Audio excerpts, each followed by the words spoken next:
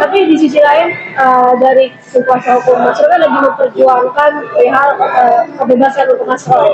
Tapi di sisi lain juga kemarin mohon maaf dari pihak Pradi Bersatu kemarin juga sempat menyurati MA untuk mengawasi sidang praktek Mas Roy. Ini mungkin tanggapannya seperti apa di Mas Roy?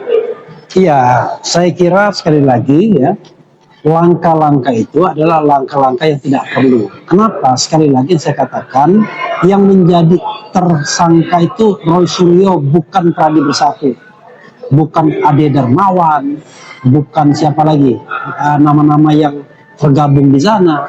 Mereka orang-orang yang nggak punya legal standing sesungguhnya, tetapi kemudian selalu mengompor-ngompori penyidik lah, pengadilan lah, Mahkamah Agung lah, agar menahan Mas Roy, menghukum Mas Roy dan lain sebagainya. Nah, ini menurut saya hal yang tidak sehat, karena dalam peradilan pidana seperti sekarang ini, pengadilan pidana yang berhadapan sesungguhnya Roy Suryo dan negara, dalam hal ini diwakili oleh jaksa penuntut umum kalau seandainya masuk pokok perkara.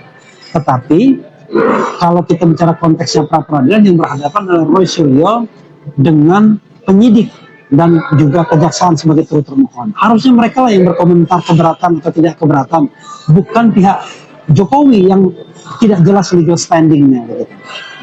Nah, di sisi lain juga kemarin bisa kita bilang ini para pendukung Pak Jokowi meminta bahwa mengirimkan surat ke MA sendiri meminta aturan batasi pra peradilan yang berulang. Apakah ini secara tidak langsung menjadi untuk Mas Roy kayak berpikiran bahwa ini harusnya kita batasi aja, atau memang yaudah demi Mas Roy gas terus, atau gimana Mas? Ini untuk pendidikan publik ya. Surat kepada Mahkamah Agung itu surat yang konyol. Satu, Mahkamah Agung itu hanya bisa mengeluarkan produk peraturan Mahkamah Agung atau surat edaran Mahkamah Agung, which is itu derajatnya di bawah undang-undang. Tidak boleh undang-undang itu dilanggar oleh peraturan Mahkamah Agung atau surat edaran Mahkamah Agung. Hak untuk mengajukan pra peradilan itu adalah hak tersangka dan tidak ada pembatasan di situ. Jadi sesuatu yang sudah diberikan oleh undang-undang tidak boleh dibatasi oleh peraturan di bawah undang-undang. Itu satu hal. Ya. Yang kedua adalah kalau dikatakan melakukan abuses atau abuse of power, ya, atau abuse of authority, atau abuse of procedure misalnya, yang bisa melakukan abuse itu adalah pemegang kewenangan, yang diberikan kewenangan. Nah, kalau dalam konteks pra peradilan, kewenangan itu dipegang oleh pengadilan negeri dan hakim tunggal yang menyidangkan perkara tersebut. Dialah yang diberikan kewenangan. Sehingga tidak mungkin justice seeker atau pencari keadilan atau tersangka dalam konteks Mas Roy itu melakukan abuse, karena dia hanya mencari keadilan, meminta keadilan, apakah dikabulkan atau tidak itu terserah sepenuhnya pada hakim tunggal yang menyidangkan perkara ini. Jadi pikiran yang mengatakan wah harus dibatasi abuse dan lain sebagainya itu pikiran yang konyol, yang tidak sesuai dengan undang-undang dan kelihatan betul tidak paham hukum, tidak mengerti hukum.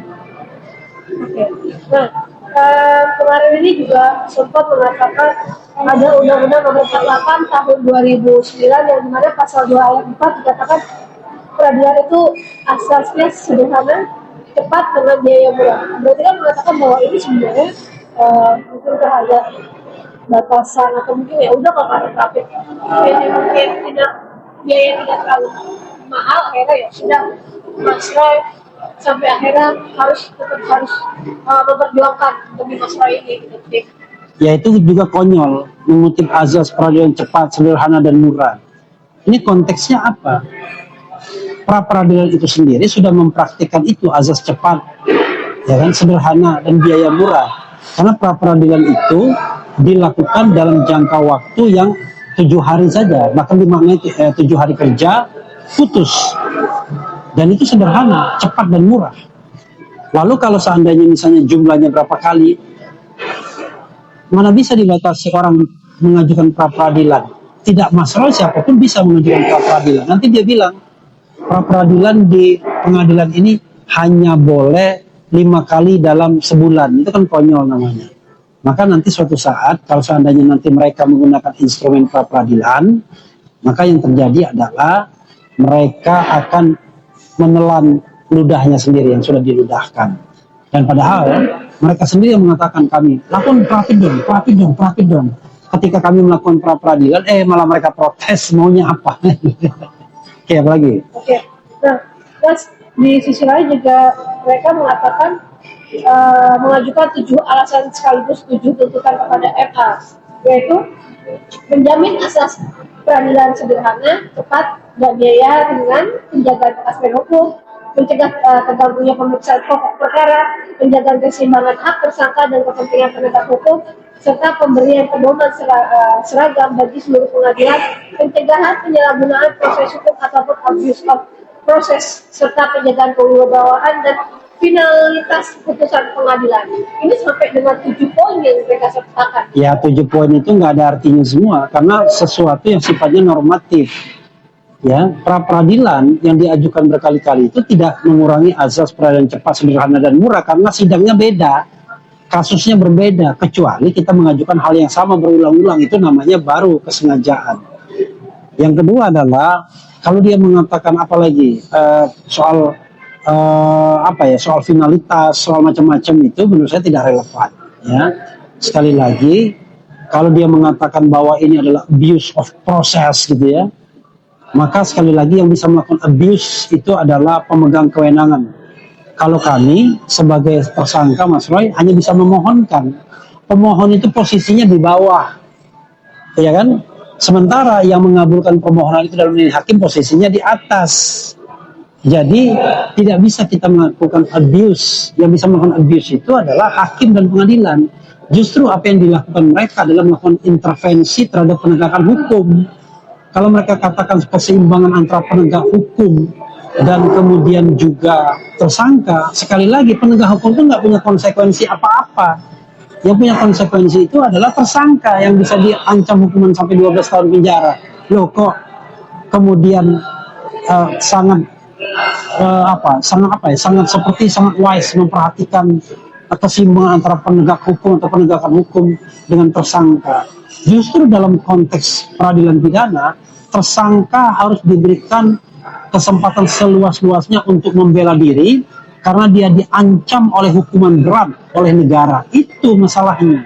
Dan sekali lagi dalam konteks ini ya, pengadilan ini tidak lagi terkait dengan Jokowi secara langsung, apalagi dengan para pendukungnya, tapi terkait dengan negara melawan Roy Suryo, negara mengancam Roy Suryo, negara mengancam Dr. Tifa, negara diwakili oleh jaksa penuntut umum, dan ancamannya tidak main-main, 12 tahun penjara.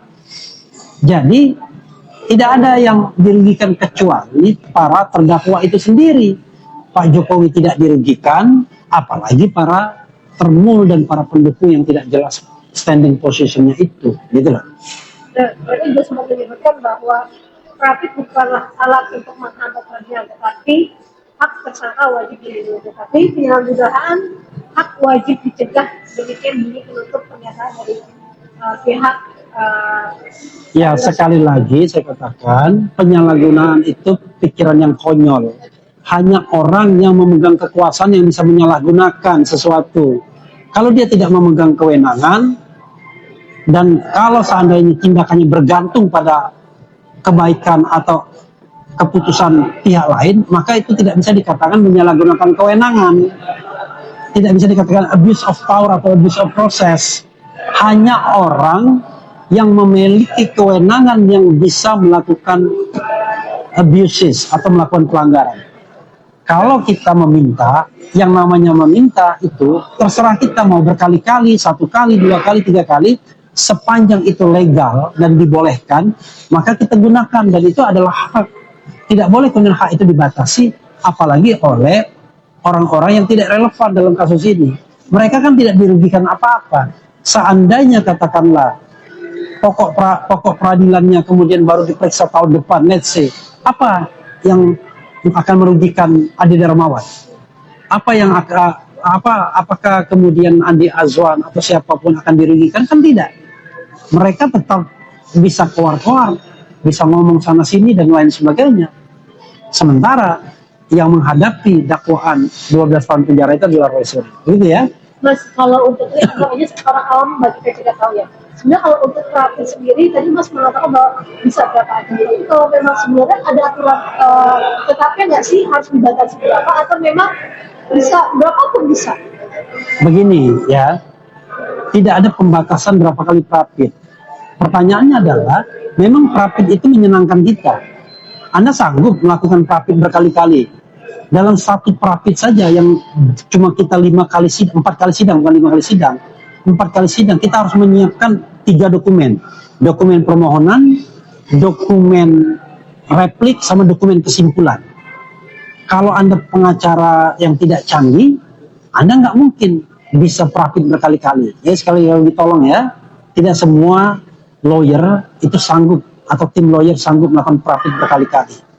Mereka saja belum tentu sanggup karena kerjanya harus Spartan dan capek. Apalagi kami tidak dibayar. Kami bekerja free of charge.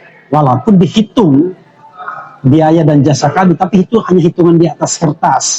Misalnya kita untuk meminta ganti rugi dan lain sebagainya. Tetapi sekali lagi, dasarnya adalah free of charge. Tapi dalam free of charge itu jangan salah, tetap ada biaya-biaya yang dikeluarkan. Entah oleh siapa itu soal lain. Biaya transportasi memang kita tidak butuh. Biaya makan memang tidak butuh. Biaya sewa tempat kalau harus harus meeting, press conference memang tidak butuh. Jadi please ya, dalam konteks ini yang dirugikan adalah warga negara yang bernama Roy Suryo dan Dr. Tifa, bukan Ade Darmawan, Andi Azwan dan lain sebagainya. Mereka justru pihak yang menunggangi gelombang ini untuk meningkatkan dan menaikkan popularitas atau posisi tawar kepada, kita tidak tahu kepada siapa, mungkin kepada Jokowi. Jadi permohonan yang diajukan oleh pihak kreditur satu dan pihak lain Ya. itu akan sia-sia nggak Mas? Absolutely 100% akan sia-sia.